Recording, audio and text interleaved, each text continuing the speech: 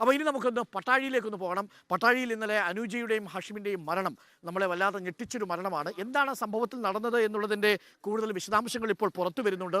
എന്തായാലും ഫോൺ പരിശോധനയിലാണ് ഇപ്പോൾ പോലീസ് ഉള്ളത്. ഈ അനുജ എന്ന ടീച്ചറും ഹാഷിമും നേരത്തെ പരിചയമുള്ളവരായിരുന്നു എന്നാണ് അറിയാൻ സാധിക്കുന്നത്. അവർ സുഹൃത്തുക്കളായിരുന്നു എന്ന് മനസ്സിലാക്കുന്നു. പക്ഷേ എന്തിനാണ് ഈ കടുങ്കൈ ഹാഷിം ചെയ്തത്? ഹാഷിമാണ് ചെയ്തതെങ്കിൽ ഹാഷിം അങ്ങനെ ആത്മഹത്യ ചെയ്യില്ല എന്നാണ് ഹാഷിമിൻ്റെ കുടുംബാംഗങ്ങൾ പറയുന്നത്. മരിച്ച അനുജയുടെയും ഹാഷിമിൻ്റെയും ഫോൺ വിവരങ്ങൾ വീണ്ടെടുക്കും എന്നാണ് അറിയുന്നത്. സാമ്പിളുകൾ രാസപരിശോധനയ്ക്ക് അയക്കാനും അന്വേഷണ സംഘം തീരുമാനിച്ചിട്ടുണ്ട്. അനുജയുടെ സംസ്കാരം ഇന്ന് നടക്കും. പ്രവീൺ പുരുഷോത്തമൻ ചേരുന്നുണ്ട് നമുക്കൊപ്പം. Praveen, good morning. ഇന്നലെ സംഭവിച്ച വളരെ നിർഭാഗ്യകരമായ ഒരു കാര്യമാണ് അനുജയുടെയും ഹാഷിമിൻ്റെയും മരണം. ഹാഷിം കാർ ഓടിച്ച് കയറ്റുകയായിരുന്നുവെന്നും അതല്ല വാഹനത്തിലൊരു മൽപ്പിടുത്തം നടന്നുവെന്നും ഒക്കെയാണ് ഇപ്പോൾ കഥകൾ പുറത്തു വരുന്നത്. ഇവർ തമ്മിൽ സൗഹൃദത്തിലായിരുന്നുവെന്നും അറിയാൻ സാധിക്കുന്നു. എന്താണ് യഥാർത്ഥത്തിൽ സംഭവിച്ചത് എന്നതാണ് പോലീസിന്റെ പ്രാഥമിക നിഗമനം. രണ്ടുപേരും വിവാഹിതരാണ് എന്ന ഒരു കാര്യം കൂടിയുണ്ട്.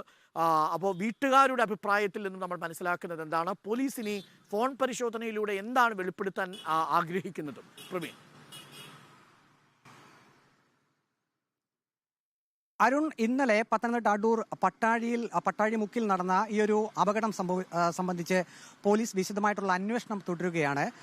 ഇപ്പോൾ ഈ മരിച്ച അനുജയുടെയും ഒപ്പം തന്നെ ഹാഷിയുടെയും ഫോണുകൾ പോലീസ് ശേഖരിച്ചിട്ടുണ്ട്. അത് വിശദമായിട്ടുള്ള ശാസ്ത്രീയമായിട്ടുള്ള പരിശോധനയ്ക്ക് വിധേയമാക്കും. കാരണം ഈ അപകടത്തിന് തൊട്ട് മുമ്പ് ഏതൊക്കെ രീതിയിലുള്ള സംഭാഷണങ്ങളാണ്, ഇവർ വേറെ ആരെങ്കിലുമായി ബന്ധപ്പെട്ടിട്ടുണ്ടോ ഉൾപ്പെടെയുള്ള കാര്യങ്ങൾ, ഇനി പരസ്പരം ഇവർ എന്താണ് സംസാരിച്ചത് എന്ന് തുടങ്ങിയ കാര്യങ്ങളൊക്കെ പോലീസിന് അറിയേണ്ടതുണ്ട്. പക്ഷേ ഏറ്റവും പ്രധാനപ്പെട്ട ഒരു കാര്യം, ഈ അപകടം സംബന്ധിച്ച് അടൂർ പോലീസ് ഇപ്പോൾ ഒരു കേസ് രജിസ്റ്റർ ചെയ്തിട്ടുണ്ട്. അത് ഈ ലോറി ഡ്രൈവർ റംസാന്റെ പേരിലാണ് ഇപ്പോൾ കേസ് രജിസ്റ്റർ ചെയ്തിട്ടുള്ളത്. 304A 279 വകുപ്പുകൾ ചുമത്തിയാണ് കേസെടുത്തിരിക്കുന്നത്.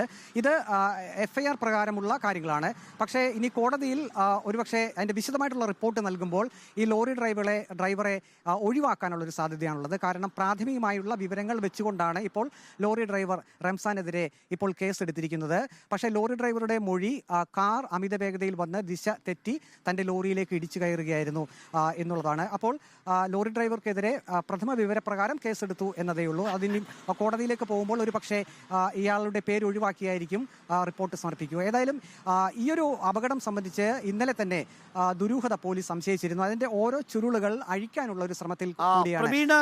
രണ്ട് കാര്യങ്ങൾ കൂടി ഇനി അറിയേണ്ടതുണ്ട്. ഈ ഇതിലൊരു മൽപ്പിടുത്തം നടന്നു എന്നൊക്കെയാണ് പറയുന്നത്.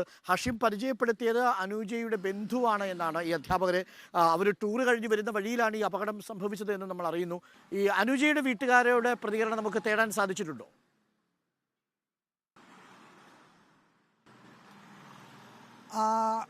ഈ അനുജയുടെയും ഒപ്പം തന്നെ ഹാഷിമിൻ്റെയും റിലേഷൻ സംബന്ധിച്ച് സുഹൃത്ബന്ധം ഉണ്ട് എന്നുള്ളതാണ് പ്രാഥമികമായി നമുക്ക് ലഭിക്കുന്ന വിവരം. അതോടൊപ്പം തന്നെ ഇന്നലെ അധ്യാപകരും പോലീസിന് വിശദമായിട്ടുള്ള മൊഴി കൊടുത്തിട്ടുണ്ട്. കാരണം ഈ ട്രാവലറിൽ നിന്നും അനുജ പുറത്തേക്ക് ഇറങ്ങി ഹാഷിമിനോടൊപ്പം പോയതിനു ശേഷം ഫോണിൽ ബന്ധപ്പെട്ടിരുന്നു അനുജയുമായി. അപ്പോൾ ആദ്യം അവർ പറഞ്ഞത് താൻ സുരക്ഷിതയാണ് എന്നുള്ളതാണ്. അങ്ങനെയുള്ളൊരു മൊഴിയാണ് പോലീസിൻ്റെ ഭാഗത്ത് പോലീസിന് ലഭിച്ചിട്ടുള്ളത്. മറ്റൊരു മൊഴി എന്നുള്ളത് കരഞ്ഞുകൊണ്ട് മറുപടി നൽകി എന്നുള്ളതാണ്. പിന്നീടാണ് നിമിഷങ്ങൾക്കകമാണ് ഈ അപകടം സംഭവിച്ചത്. അതോടൊപ്പം തന്നെ പോലീസ് ഇപ്പോൾ ഈ കാർ സഞ്ചരിച്ചതിൻ്റെ അതിൻ്റെ ഏതെങ്കിലും CCTV ദൃശ്യങ്ങൾ ലഭ്യമാകുമോ എന്നുള്ളൊരു ശ്രമം കൂടിയുണ്ട്. കാരണം ഈ അപകടം നടന്ന സ്ഥലത്ത് അതിൻ്റെ ചുറ്റുവട്ടത്ത് CCTV ക്യാമറകൾ ഇല്ലായിരുന്നു. അതാണ് പോലീസിനെ കുഴയ്ക്കുന്ന ഏറ്റവും വലിയ ഒരു പ്രശ്നം എന്നുള്ളത്.